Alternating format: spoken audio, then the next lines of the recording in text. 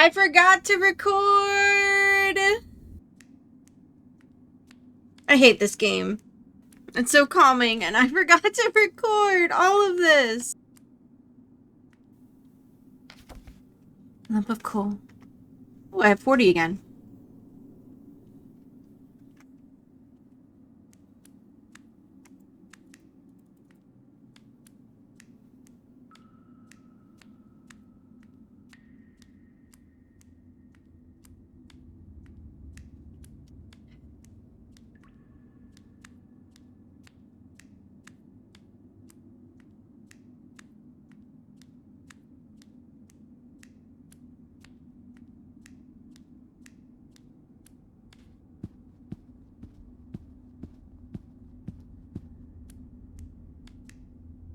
Hi, I'm Mad, and welcome back to The Longing, where I thought I was recording, but I wasn't.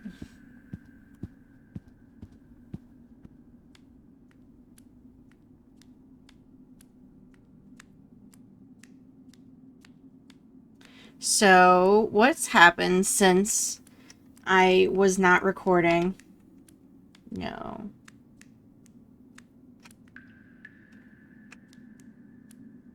Go down!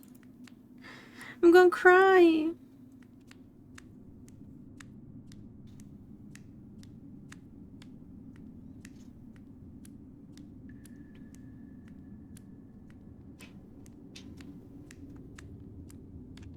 I can build my bed here. This would be a nice place for a bed. To build one, I'd need 20 moss and 10 wood. I currently have 25 moss and 8 wood. What a disappointment. So I can actually grow mushrooms there, I'm guessing? And I did start... So I excavated all this.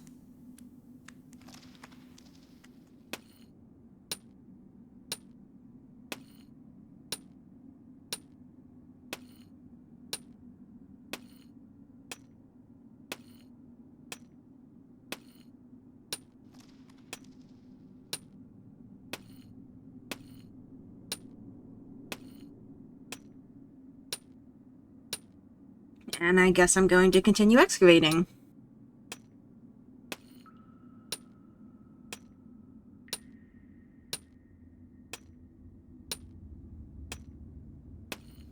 Damn, I can't believe I forgot again. Ugh.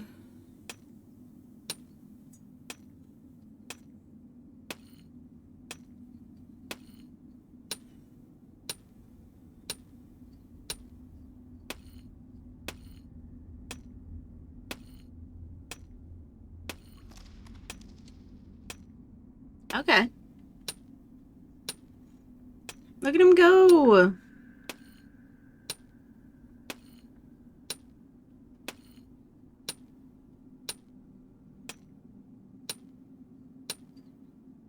They're so fast.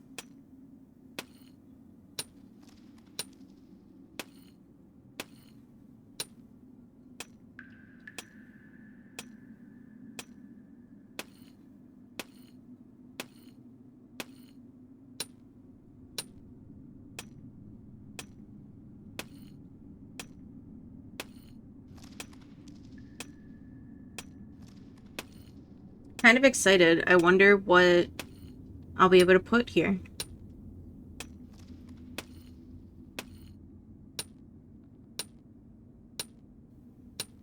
I guess when this is done, I'll go get a mushroom.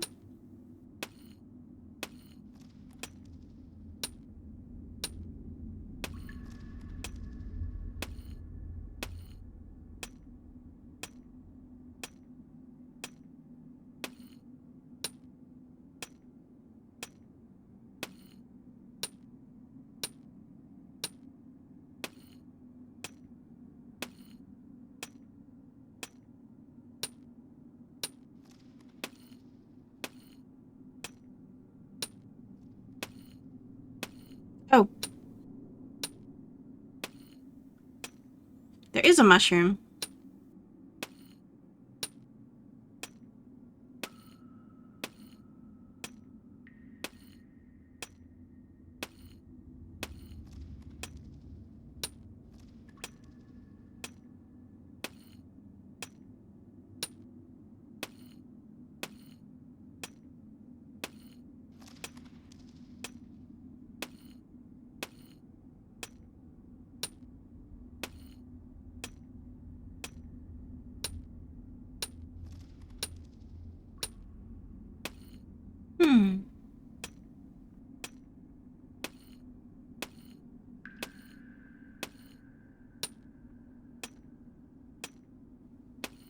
Now the question is, can I cultivate those mushrooms, or do I need to grab the mushrooms from the area up there?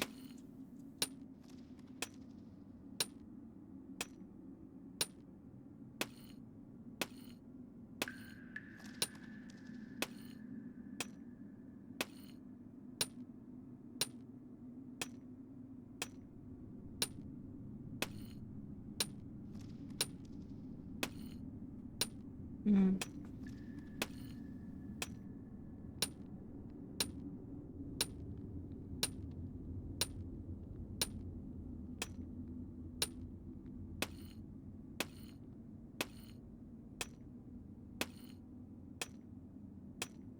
More steps?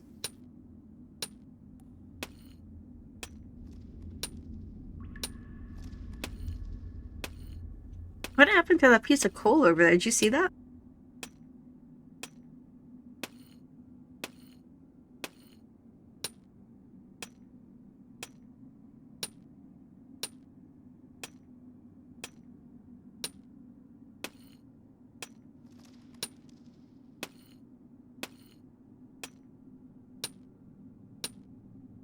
Hmm.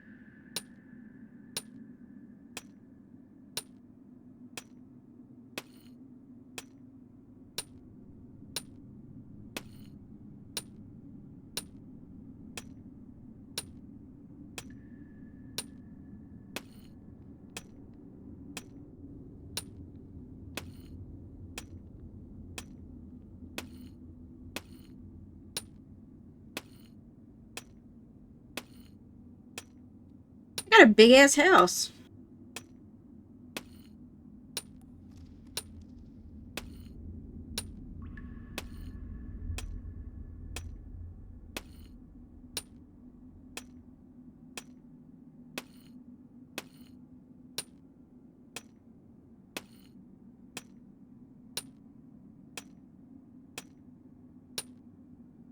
This seems like the perfect spot for my very own mushroom garden.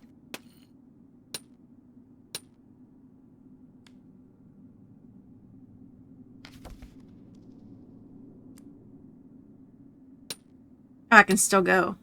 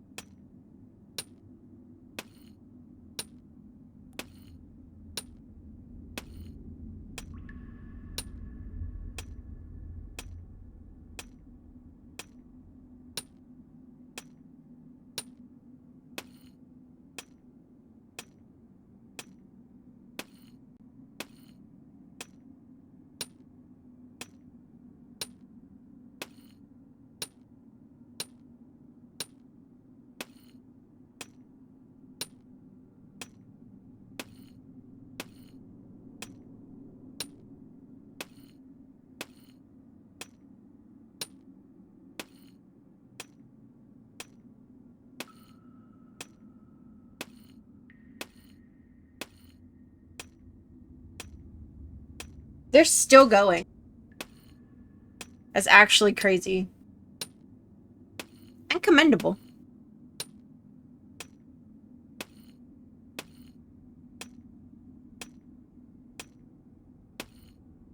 Oh, can I start with that mushroom? And I guess there is more to do down there, but I'm not going to do that right now. Oh, okay. So I'll harvest this mushroom. A mushroom. I will handle it with the utmost care. And then I'll grow it here. Oh, how I love gardening. The more mushrooms I grow, the faster time seems to go by. Alright, let's go to the library. I don't have it anywhere. I have this. Oh, actually, no.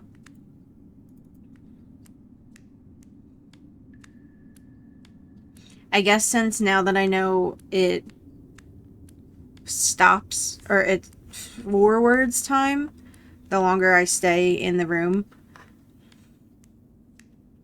since I haven't put out my last video yet, I'm going to read now, and then I'll end closer to my later goal.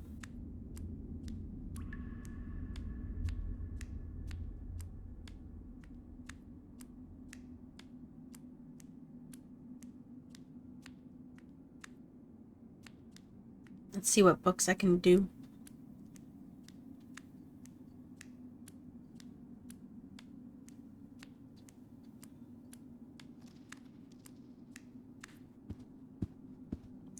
Yay, let's read.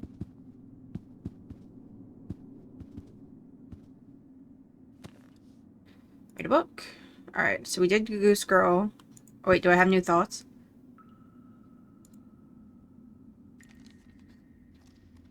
Where is this darkness? Will I ever overcome it? I've seen a lot of places, but not everything.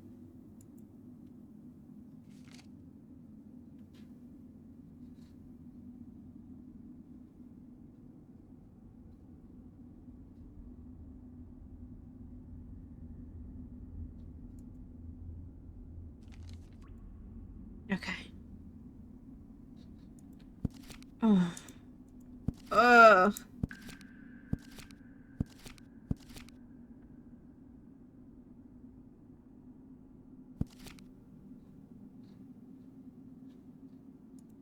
Alright, let's see the Raven.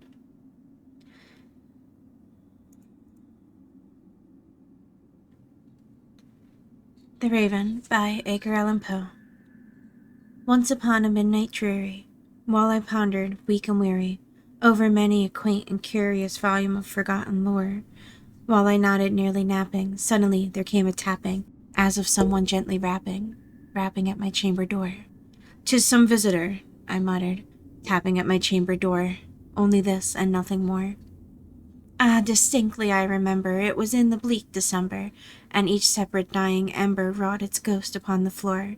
Eagerly I wished the morrow, vainly I had sought to borrow from my books surcease of sorrow, sorrow for the lost Lenore.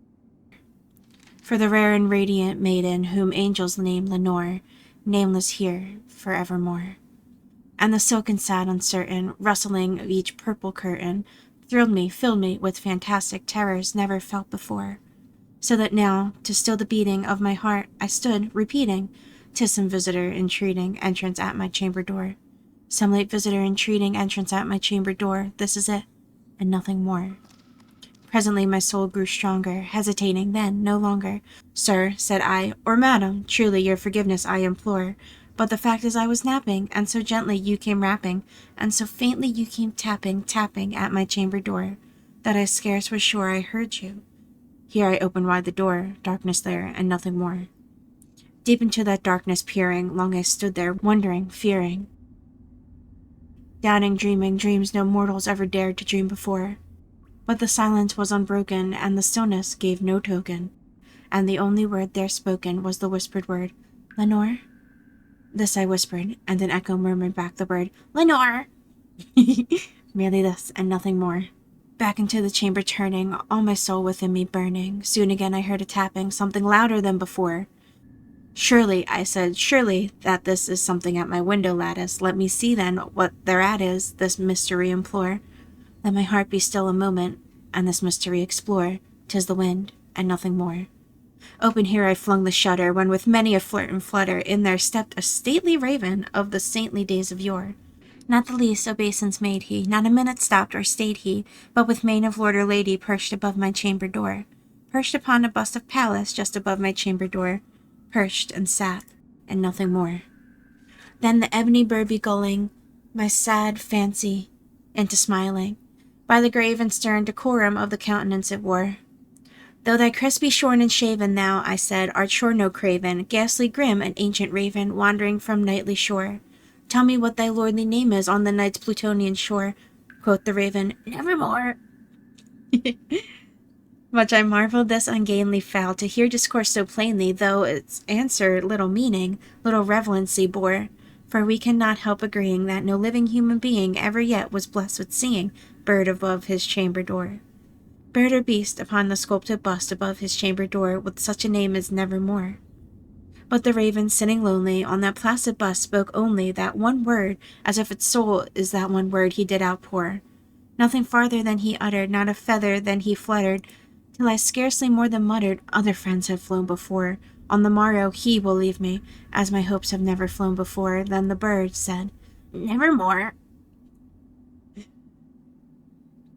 Startled at the stillness broken by reply so aptly spoken, Doubtless, said I, what it utters, so its only stock and store, caught from some unhappy master, whom unmerciful disaster followed fast and followed faster, till his songs one burden bore, till the dirges of his hope that melancholy burden bore, of never, nevermore.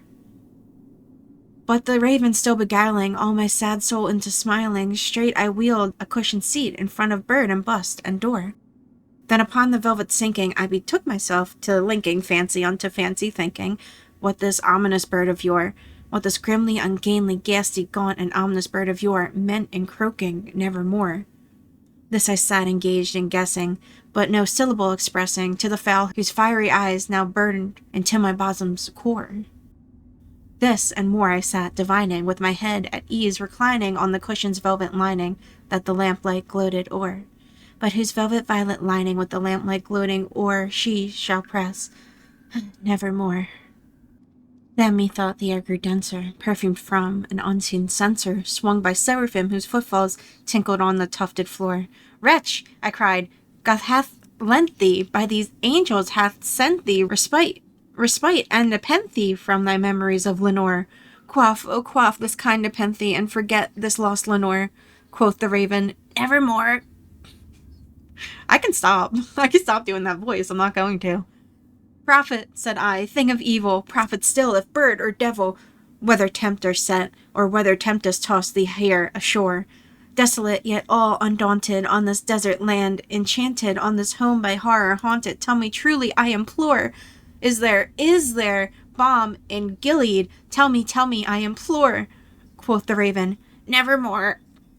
Prophet, I said, thing of evil, prophet still, if bird or devil, by that heaven that bends above us, by that God we both adore, tell the soul with sorrow laden, if, within the distant Aden, it shall clasp the sainted maiden whom the angels name Lenore, clasp a rare and radiant maiden whom the angels name Lenore, quoth the raven, Nevermore. Be that our sign of parting, bird or fiend, I shrieked, unparting, get thee back into the tempest and the night's Plutonian shore. Leave no black plume as a token of that lie thy soul hath spoken. Leave my loneliness unbroken. Quit the bust above my door. Take thy beak from out my heart, and take thy form from off my door. Quoth the raven, Nevermore. And the raven, never flitting, still is sitting on the pallid bust of Pallas just above my chamber door. And his eyes have all the seeming of a demon's that is dreaming, and the lamplight o'er him streaming throws his shadows on the floor, and my soul from out that shadow that lies floating on the floor shall be lifted nevermore. Must be time to do the other Poe, too. I love the cask of Amontillado. It's been a while. I love The Raven too. There used to be books that had illustrations, but they were themed for kids when I was in school in my library, and I'd borrow them all the time. There would be illustrations next to all of the poems, and it would be books grouped by poets. So there'd be a Poe book, an Emily Dickinson book, a Robert Frost book, and the art was beautiful. I wish I could collect them again. I don't know how I would find them. I'll probably look them up later, now that I'm mentioning it. But the Poe one was my favorite, even though the one with the bells would scare me a little when I was younger. I'd take it home and like the art would be creepy, but I would read alone in my room and get creeped out, and it's poetry. I used to love poetry. I used to write poetry all the time when I was younger. I never want that shit to surface again, but I loved poetry.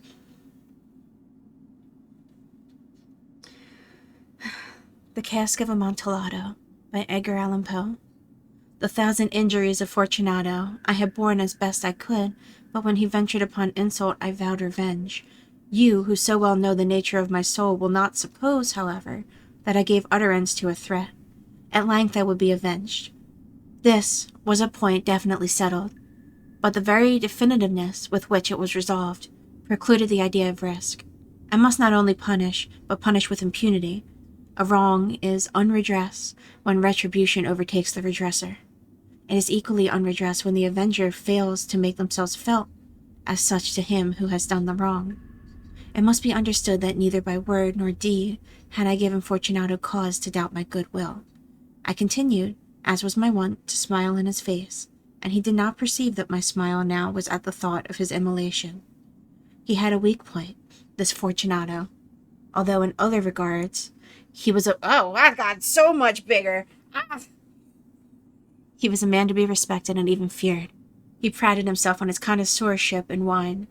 Few Italians have the true virtuoso spirit. For the most part of their enthusiasm is adopted to suit the time and opportunity, to practice imposture upon the British and Austrian millionaires. In painting and gummery, Fortunato, like his countrymen, was a quack, but in the matter of old wines he was sincere. In this respect I did not differ from him materially. I was skillful in the Italian vintages myself, and bought largely whenever I could. It was about dusk one evening, during the supreme madness of the carnival season, that I encountered my friend. He accosted me with excessive warmth, for he had been drinking much. The man wore motley. He had on a tight-fitting, party-strip dress, and his head was surmounted by a conical cap and bells. I was so pleased to see him that I thought I should never have done wringing his hand. I said to him, "My dear Fortunato, you are luckily met. How remarkably well you are looking today. But I have received a pipe of what passes for Amontillado, and I have my doubts." "How?" said he. "Amontillado? A pipe? Impossible! And in the middle of the carnival." "I have my doubts," I replied, "and I was silly enough to pay the full Amontillado price without consulting you in the matter. You were not to be found, and I was fearful of losing a bargain." "Amontillado!" "I have my doubts." "Amontillado!" "And I must satisfy them." "Amontillado!" "As you are engaged, I am on my way to Lucchesi. If anyone has a critical turn, it is he. He will tell me, 'Lucchesi cannot tell Amontillado from sherry.' And yet some fools will have it that his taste is a match for your own. Come, let us go." "Whither?" "To your vaults." "My friend, no, I will not impose upon your good nature. I perceive you have an engagement." "Lucchesi—" "I have no engagement. Come." "My friend, no, it is not the engagement, but the severe cold with which I perceive you are afflicted. The vaults are insufferably damp. They are encrusted with nitre. "Lord, help me! I can pronounce words." "Nitre." "Let us go, nevertheless. The cold is merely nothing. Amontillado, you have been imposed upon. And as for Lucchesi, he cannot distinguish sherry from Amontillado." Thus speaking, Fortunato possessed himself on my arm, putting on a mask of black silk, and drawing a roquelaire closely about my person. "Mr. Poe, please, Also, my math class, I know it's weird, that's my math class, but I used to do a lot of book reports on people. At least, I think it was required to do after the 4th grade, or after the 3rd grade, I think it was required. It was 4 per quarter, at least, and then 5, 6 before the breaks. I think 8. I think I did, from 4th grade to 8th grade, I did 8 book reports on different historical figures a year. And definitely 6, but I think 8. And 1 or 2 were on Poe. I think one was on Poe, and then the other was on the works of Poe. And then his house. I used to go to his house all the time. Like the museum, the National Park Museum, Edgar Allan Poe house. Poe was very prevalent in me growing up. It was weird. And drawing a roquelaure closely about my person, I suffered him to hurry me to my palazzo. There were no attendants at home. They had absconded to make merry in honor of the time. I had told them that I should not return until the morning, and had given them explicit orders not to stir from the house. These orders were sufficient, I well knew, to ensure their immediate disappearance. One and all, as soon as my back was turned, I took from their sconces 2 flambeaux, and giving one to Fortunato, bowed him through several suites of rooms to the archway that led into the vaults. I passed down a long and winding staircase, requesting him to be cautious as he followed. We came at length to the foot of the descent, and stood together on the damp ground of the catacombs of the Montresors. The gait of my friend was unsteady, and the bells upon his cap jingled as he strode. "The pipe," said he. "It is further on," said I, "but observe the white webwork which gleams from these cavern walls." He turned towards me, and looked into my eyes with 2 filmy orbs that distilled the rheum of intoxication. "Niter?" he asked, at length. "Niter," I replied. "How long have you had that cough?"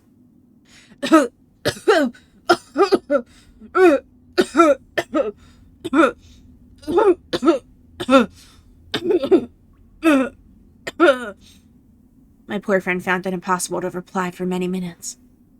"It is nothing," he said at last. "Come," I said with decision. "We will go back. Your health is precious. You are rich, respected, admired, beloved, and you are as happy as once I was. You are a man to be missed. For me it is no matter. We will go back. You will be ill, and I cannot be responsible. Besides, there is Lucchesi." "Enough," he said. "The cough is a mere nothing. It will not kill me. I shall not die of a cough." "True, true," I replied, "and indeed I had no intention of alarming you unnecessarily. But you should use all proper caution. The draught of this mattock will defend us from the damps." Here I knocked off the neck of a bottle, which I drew from the long row of its fellows that lay upon the mould. "Drink," I said, presenting him the wine. He raised it to his lips with a leer. He paused and nodded to me familiarly, while his bells jingled.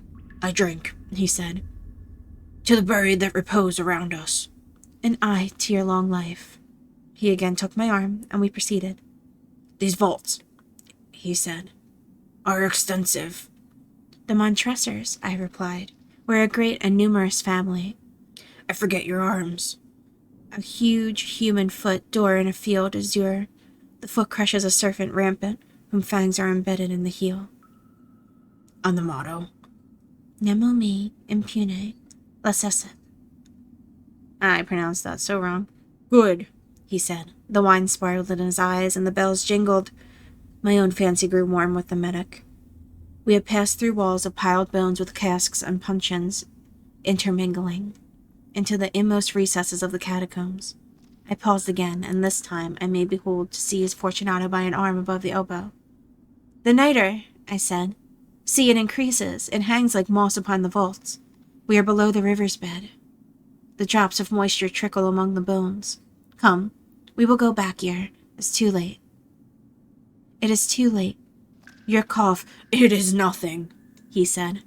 "Let us go on, but first another draught of the mattock." I broke and reached him a flagon of de Grave. He emptied it all at a breath. His eyes flashed with a fierce light. He laughed and threw the bottle upwards, with gesticulation I did not understand. I looked at him in surprise. He repeated the movement, a grotesque one. "Do you not comprehend?" he said. Not I, I replied. Then you are not of the Brotherhood. How? You are not of the Masons. Yes, I said. Yes. You? Impossible. A Mason? A Mason, I replied. A sign, he said.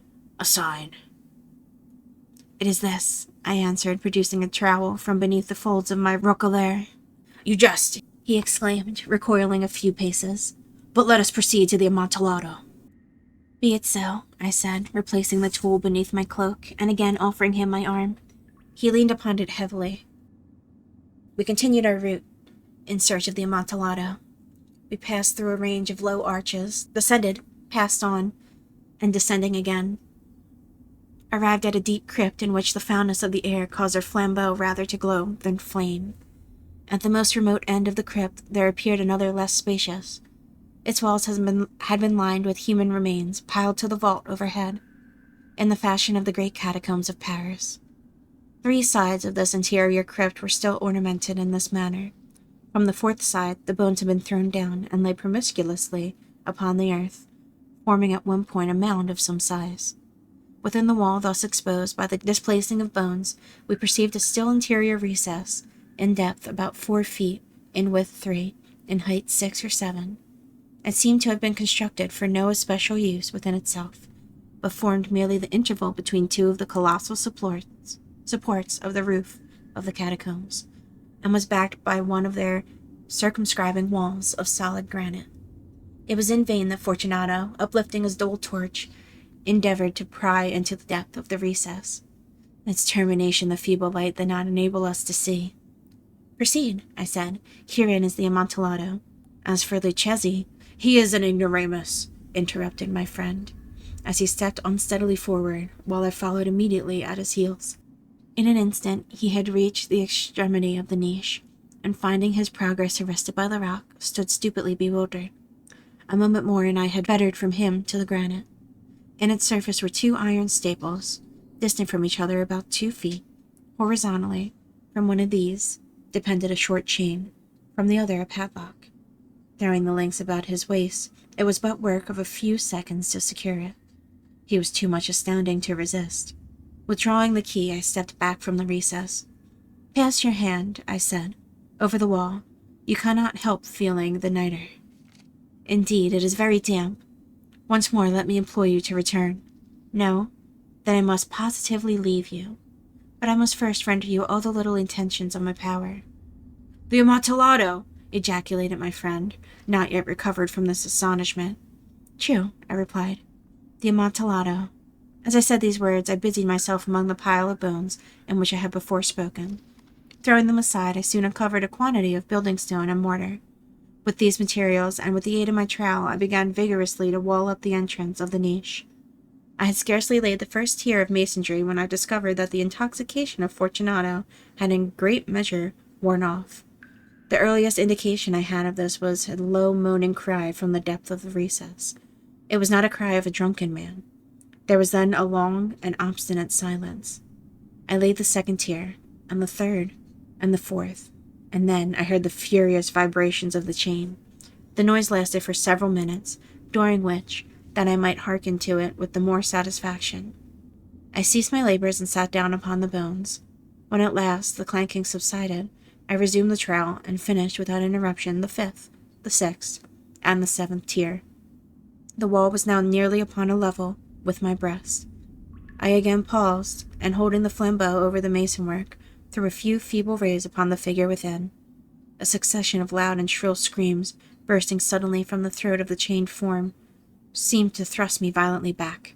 For a brief moment I hesitated. I trembled. Unsheathing my rapier, I began to grope with it about the recess, but the thought of an instant reassured me. I placed my hand upon the solid fabric of the catacombs, and felt satisfied. I reapproached the wall. I replied to the yells of him who clamored.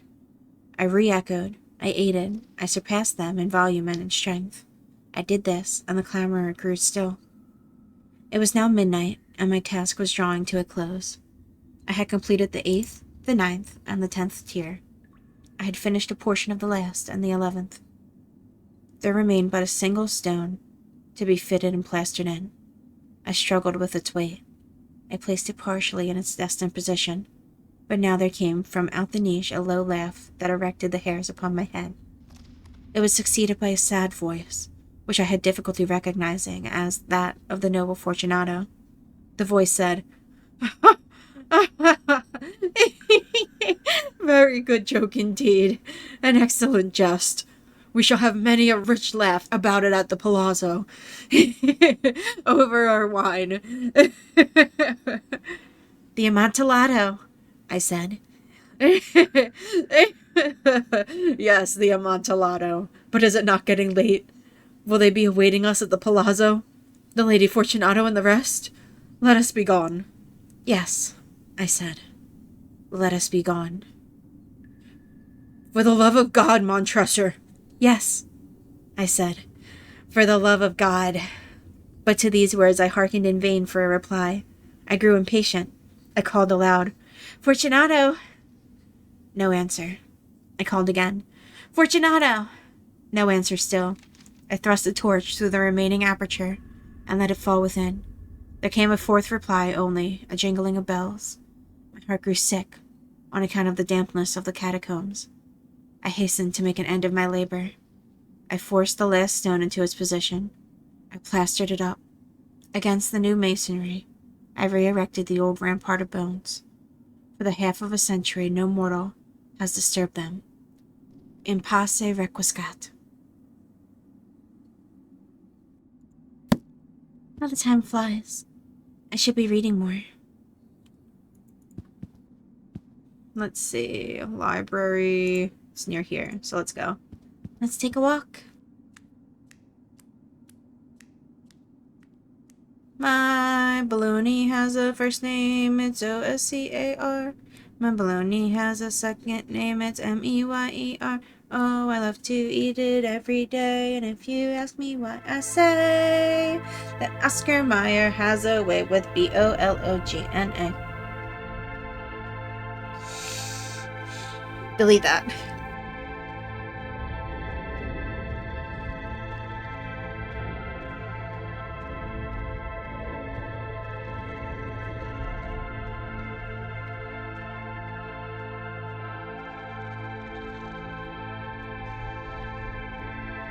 Now I can drink my coffee! Yay! I haven't had coffee in a while, like homemade coffee.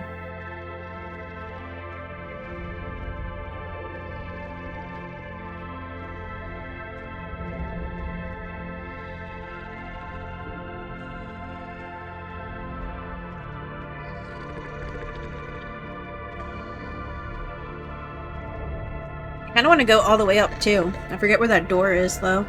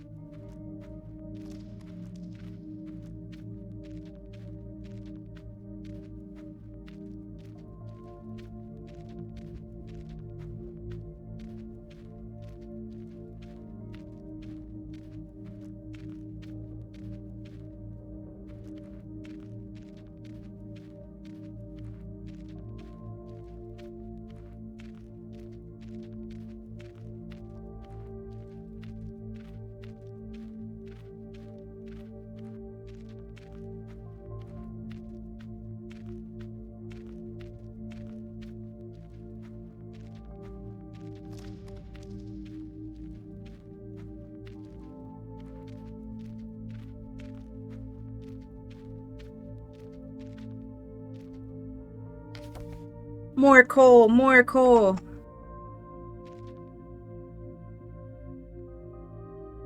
Let's go.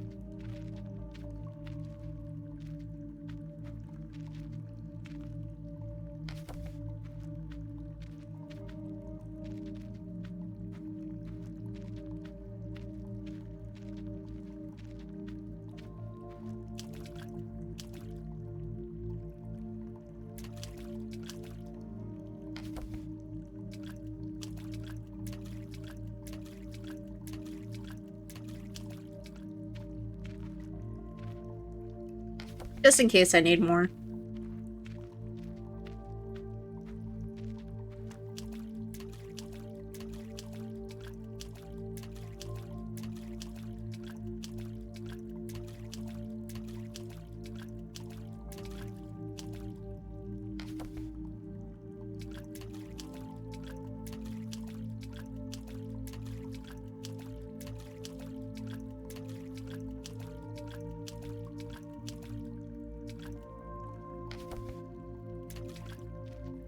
Can I expand this? Alright, no.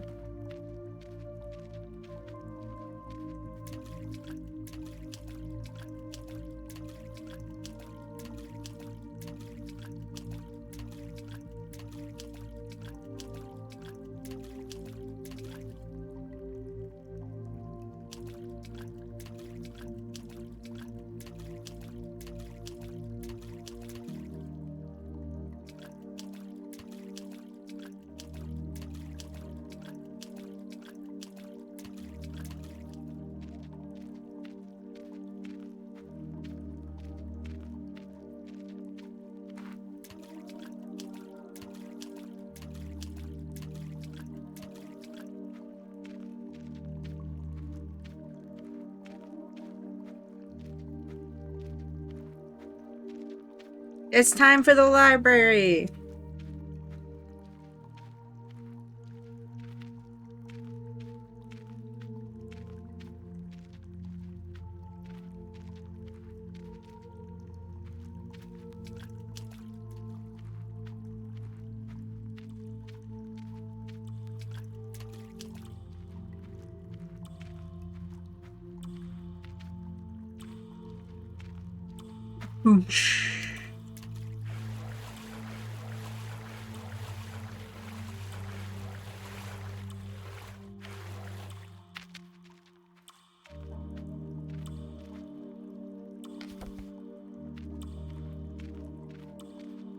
Library time.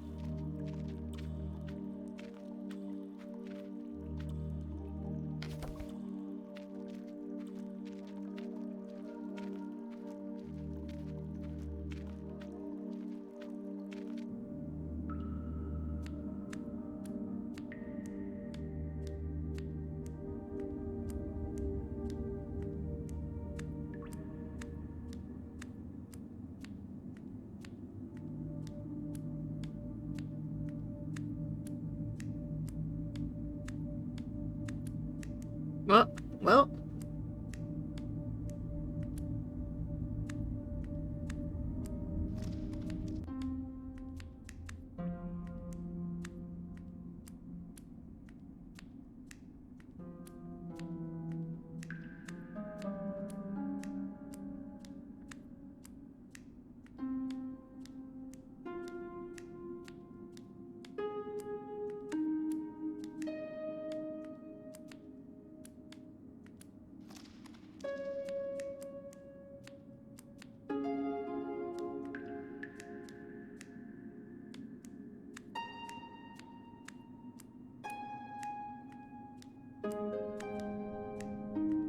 Yay!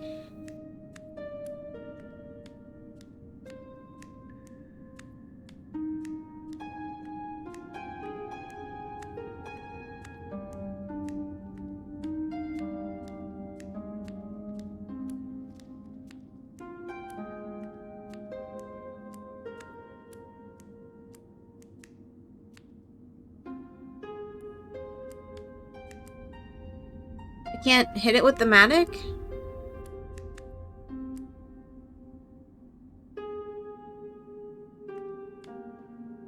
What?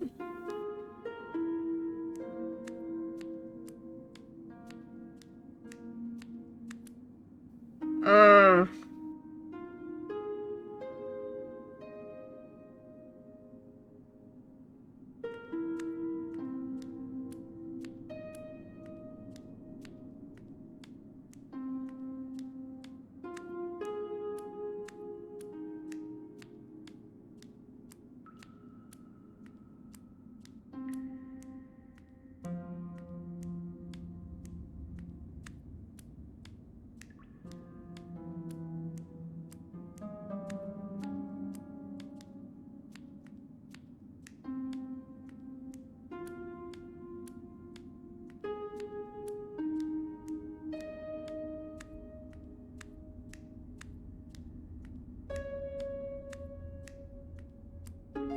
How does the king get into this library? Doesn't seem his size, you know?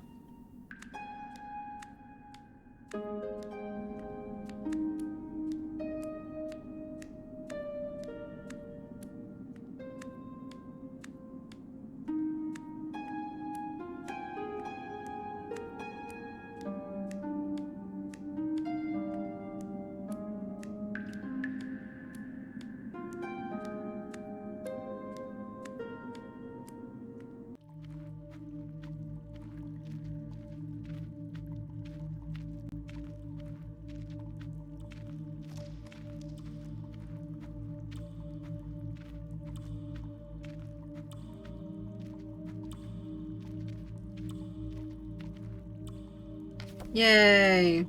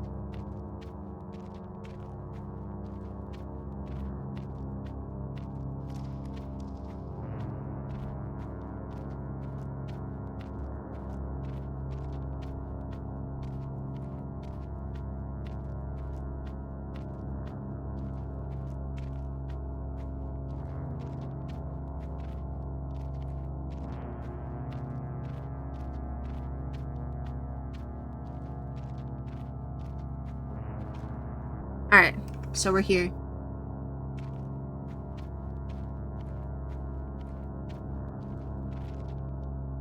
Yay! I think I'm going up, right?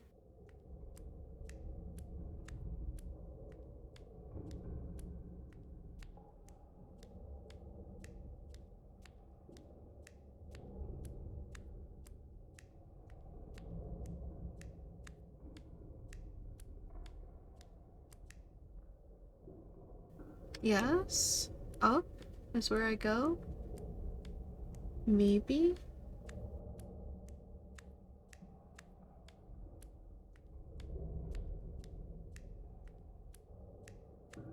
Hmm.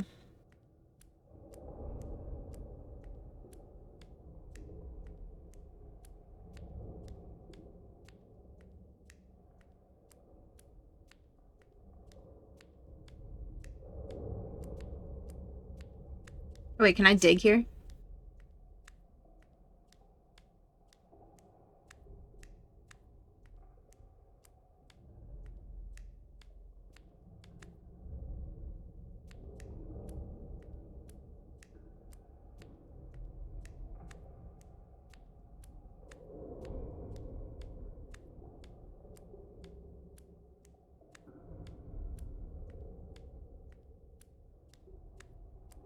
Climb.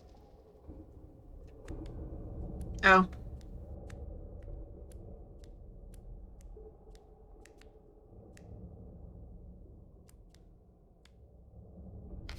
Cool.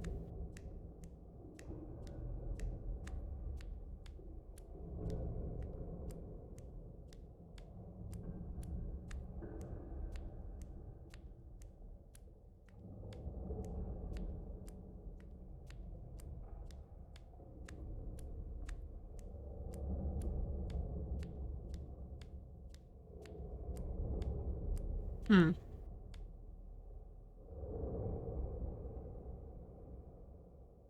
I guess climb.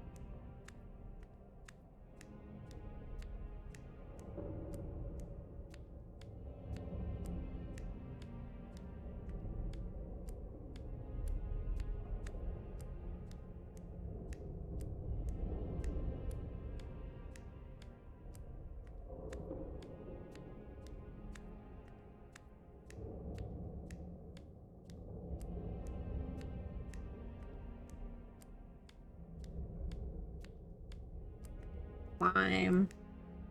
I'm assuming I'm just gonna keep going up.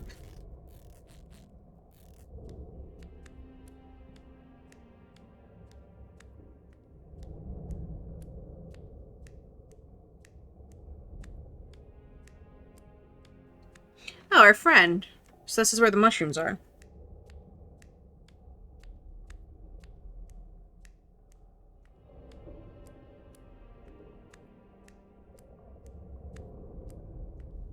Did I get my disappointment from the corners?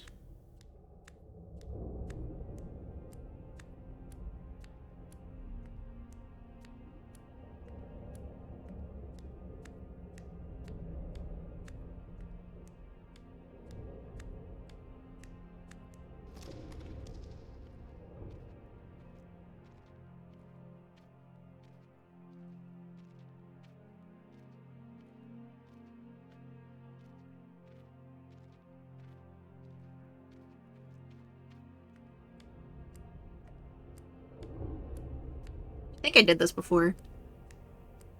Like, last episode.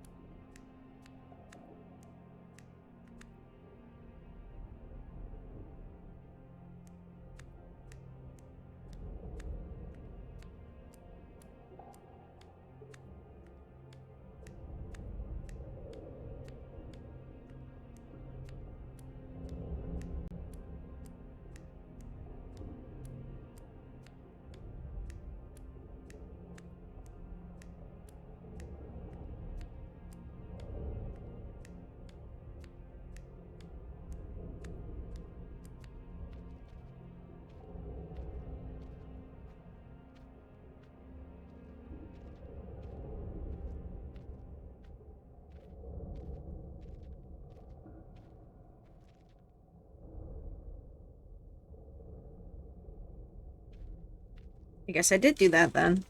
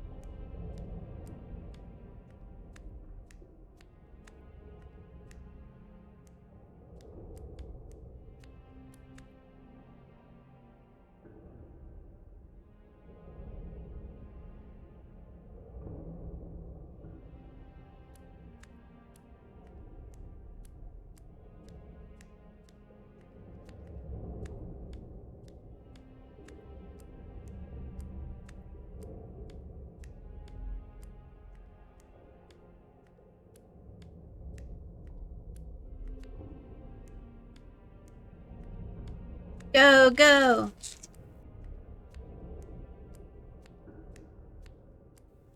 I can mine! A lonely crystal. I wish to end its pain.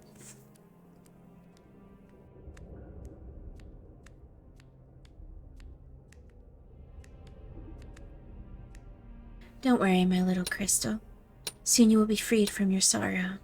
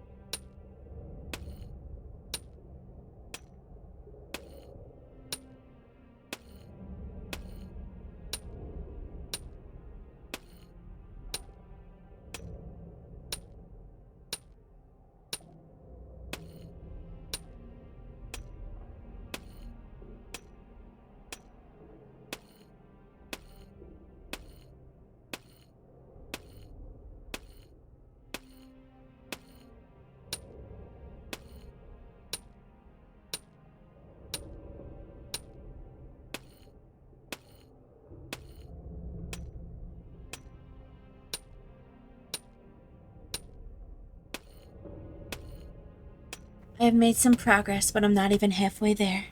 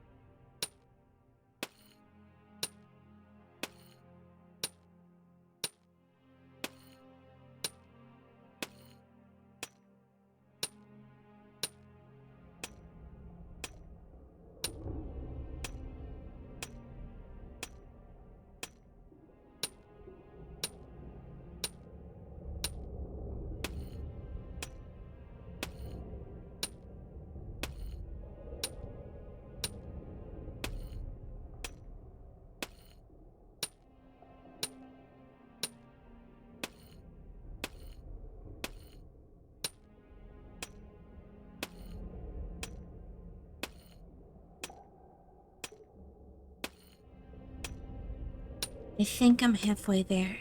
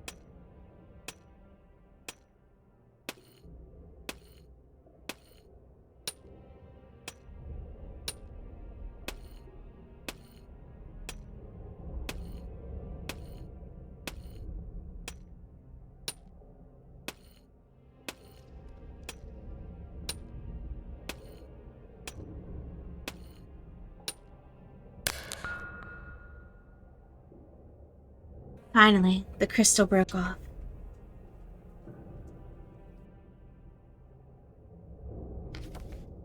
A crystal. It was a pain to harvest, but it sure looks nice. This one goes right up on my wall at home. Nice. Nothing else.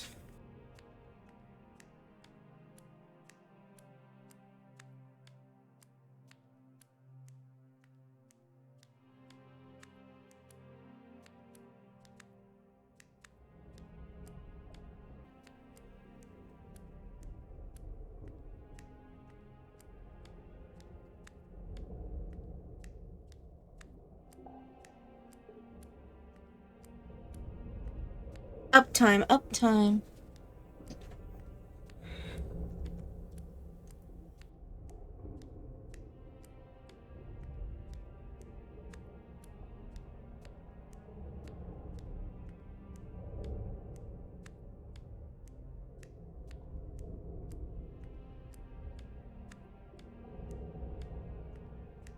Have I gone this way? I have to have gone this way. Right?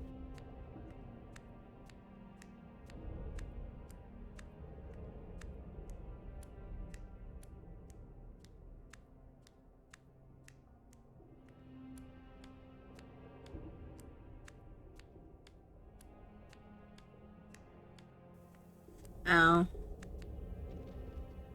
Another disappointment.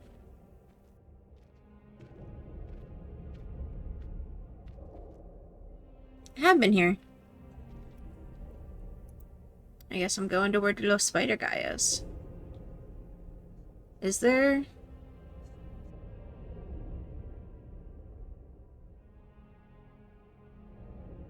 Right? Is that where I gotta go? To the mushrooms?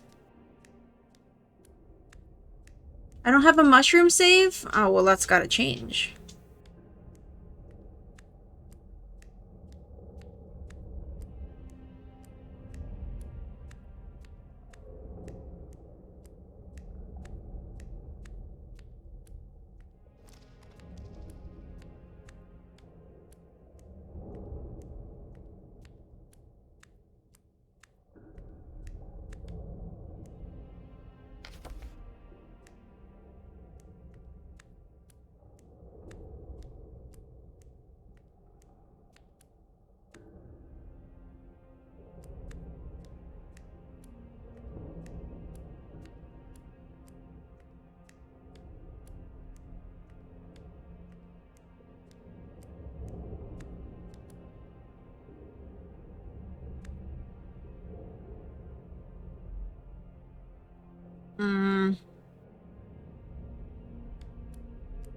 I guess I'm not jumping. No jumping.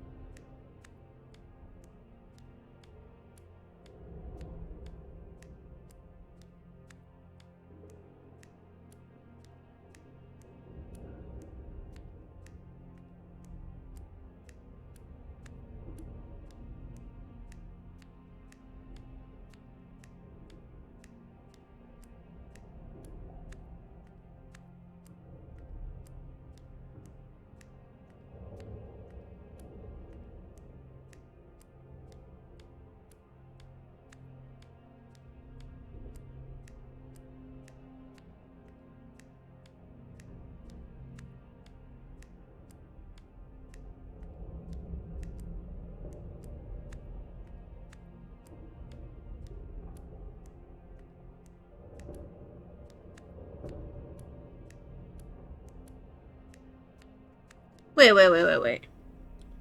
Where the heck am I?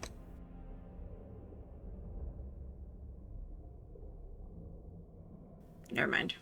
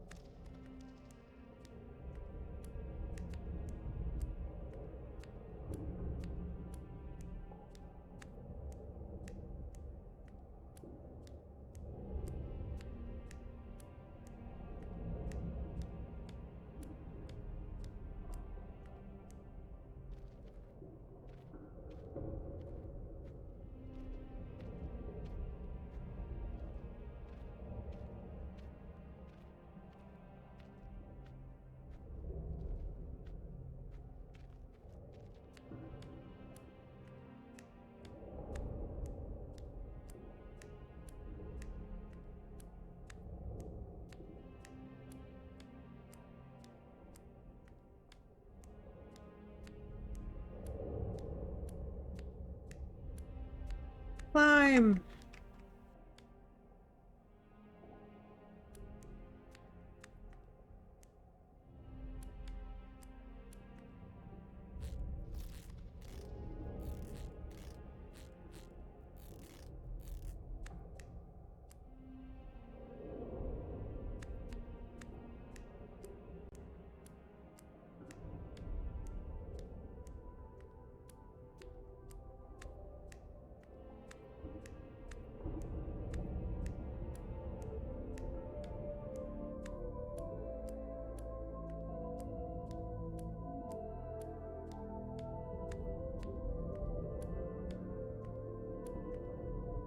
Nice.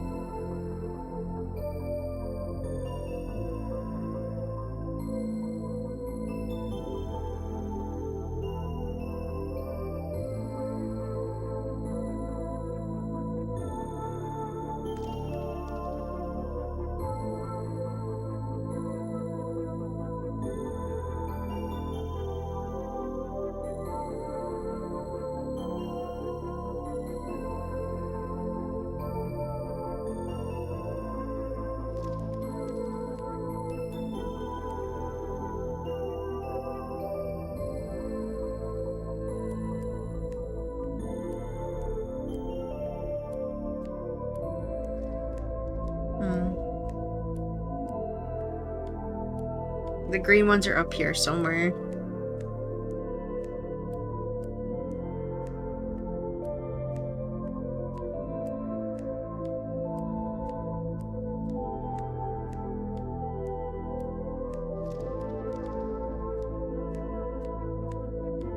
Here we go.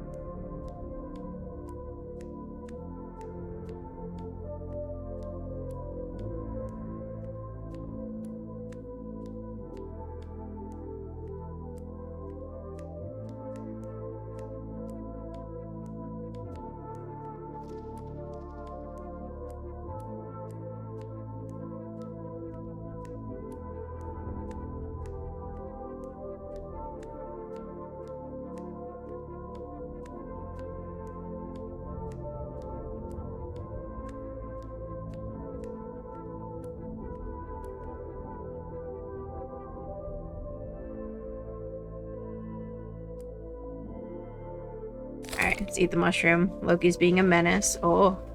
Oh? Oh. What's that?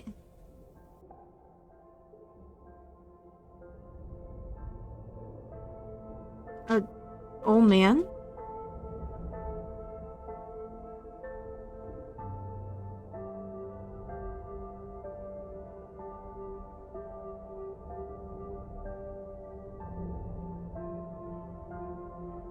They're so cute!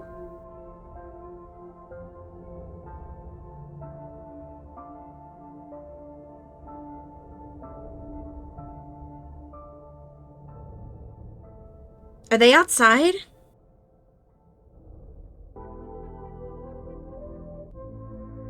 What a strange and beautiful dream.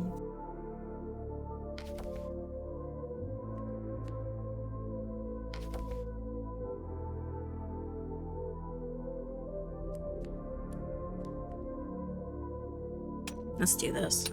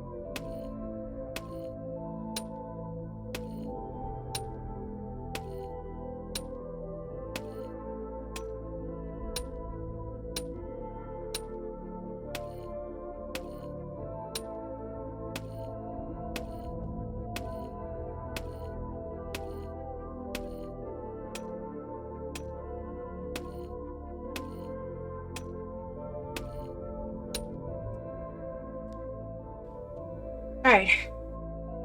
Cleaned up the dog pee. Good boy, Odin. Close eyes. What am I closing my eyes for?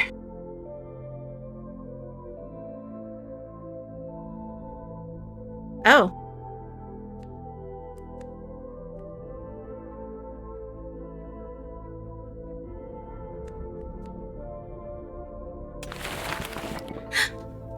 We did it. Alright.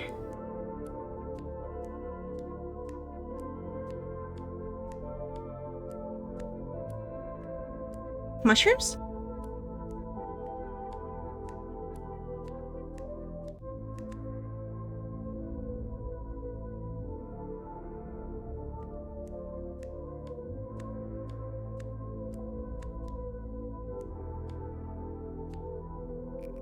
Mushroom. It's glowing in the dark.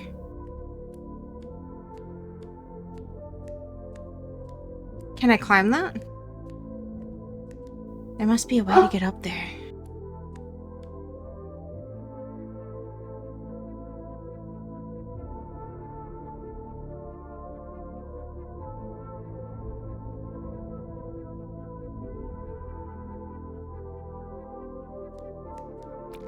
Okay.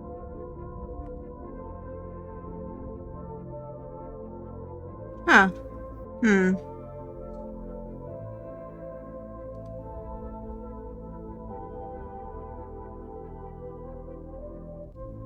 Well,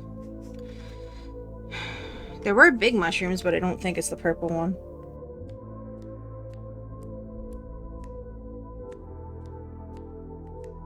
Let me go back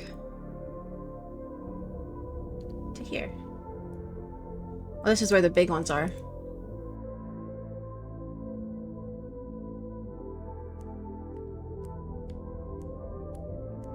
Alright, I guess I'm going there.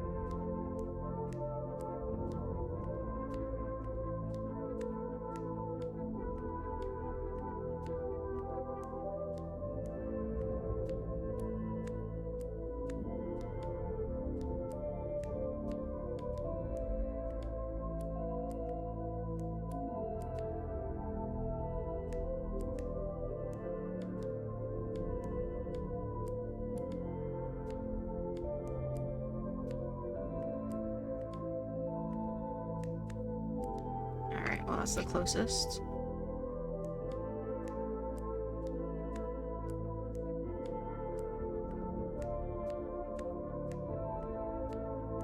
Okay, I can harvest this guy too. So then I'll just do the 3 for now.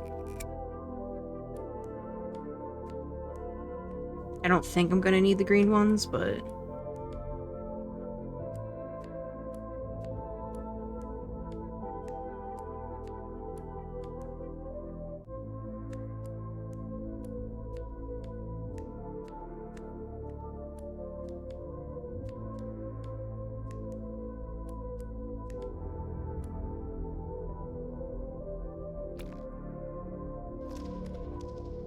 the perfect soil for mushrooms of all kinds.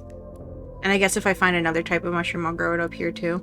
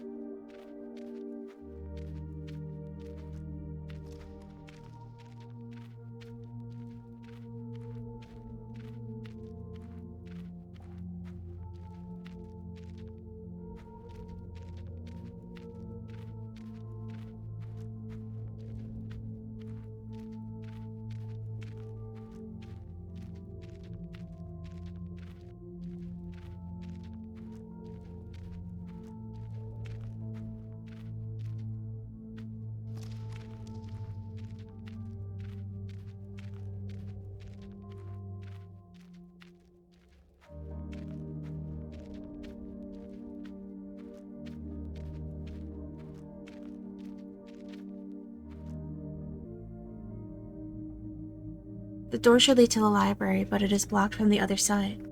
I will add this event to my list of disappointments. I now have 6. Can I not open it?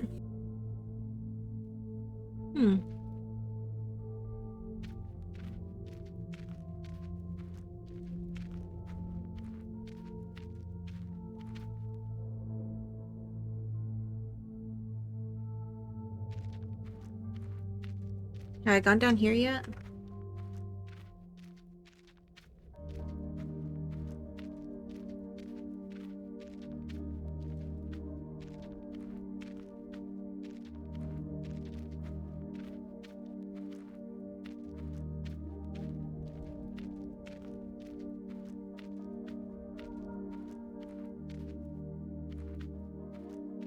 No.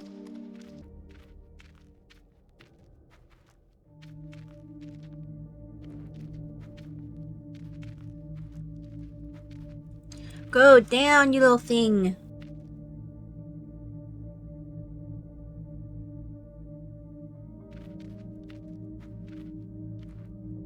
What? Why can't I go? There we go. Jeez, Louise.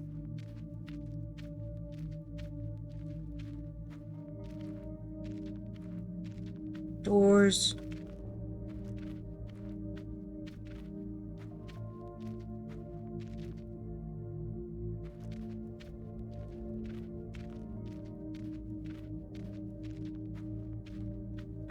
I see a piece! I see a piece!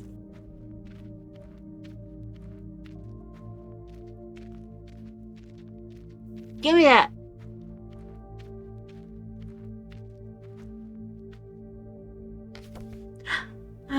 A part of my instrument. If I gather all of them, I will be able to make some music at home. Now I have all parts of my instrument. Yes! Where do you go? I can't believe I knew I was there too. So I just went there and didn't do anything. What the heck is all this?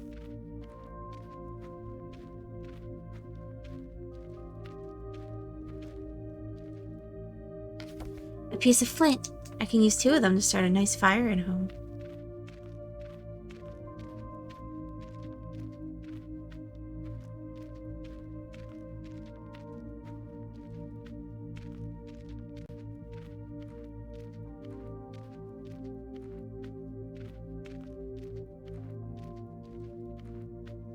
This looks like the entrance to a dark and lonely place.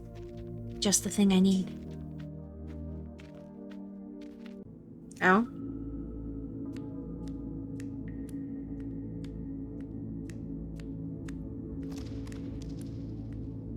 The endless caverns are calling me.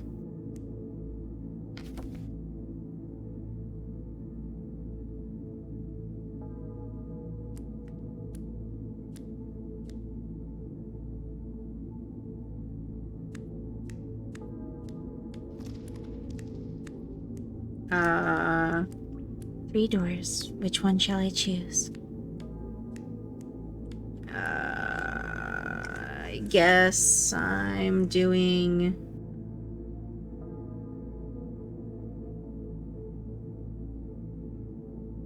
Remember?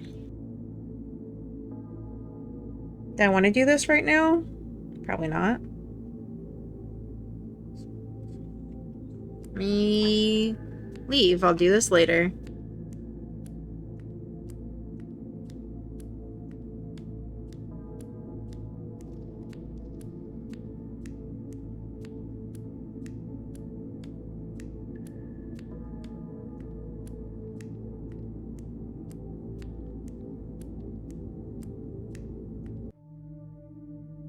Alright, let's go to the other side.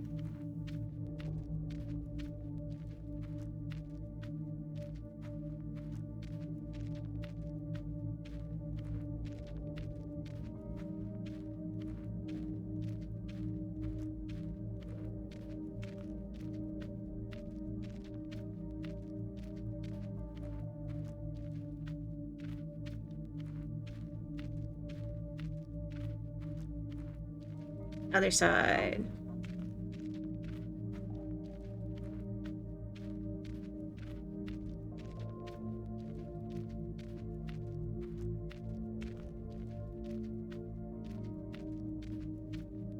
a door.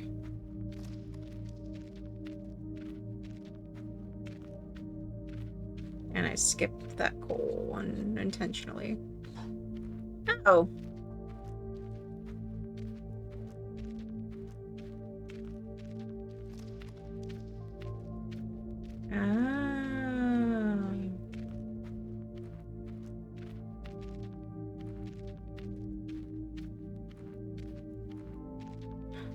Oh. Well. Let's go back and see if everything's alright.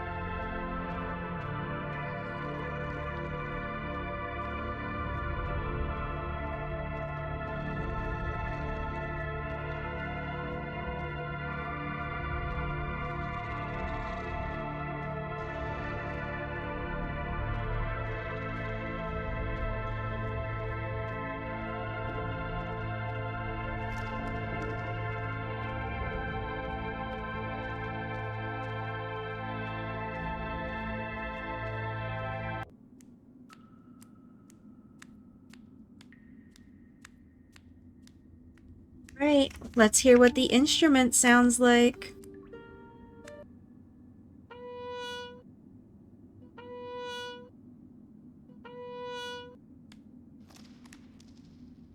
That's it? It's just the same note?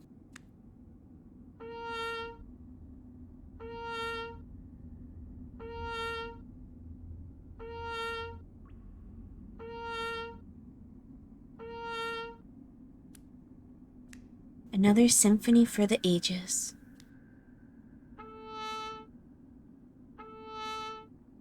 Are they just going through every note right now?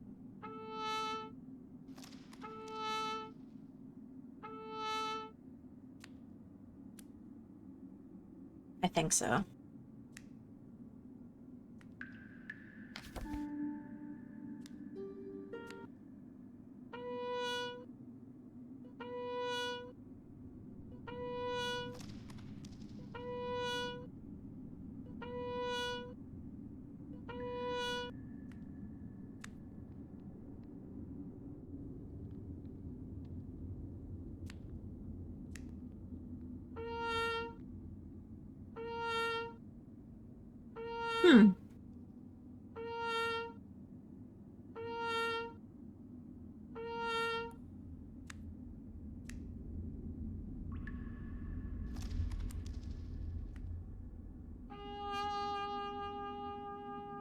Oh. So it's just practice that makes it good.